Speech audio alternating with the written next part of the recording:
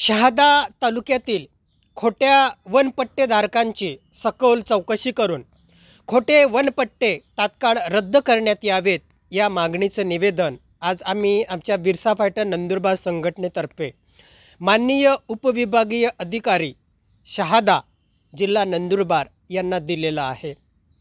खोटे वनपट्टे बनवून देण्यामध्ये काही रॅकेट सक्रिय होते।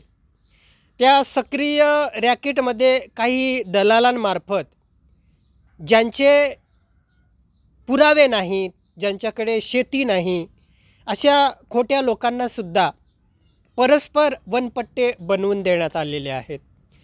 हे खोटे वनपट्टेधारक अनेक शासकीय योजनांचा बेकायदेशीर लाभ घेत आहेत। या खोट्या वनपट्टेधारकांमुळे खऱ्या वनपट्टेधारकांना शासनाच्या अनेक योजना मिळत नाही आहेत। योजना मिळण्यामध्ये अडचणी निर्माण होत आहेत। या खोट्या वनपट्टेधारकांनी पैसे देऊन दलालांमार्फत हे खोटे नकली वनपट्टे तयार करून घेतलेले आहेत, ज्यांचा या नंदुरबार जिल्ह्यामध्ये कुठेही पुरावा नाही, वास्तव्य नाही किंवा त्यांचे कुठल्याही प्रकारची मालकीची जमीन नाही।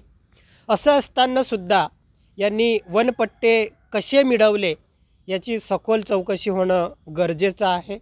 जे खोटं ते खोटं, खरं ते खरं, जे खोटे वनपट्टेधारक आहे त्यांचा आम्ही कधीच समर्थन करणार नाहीत।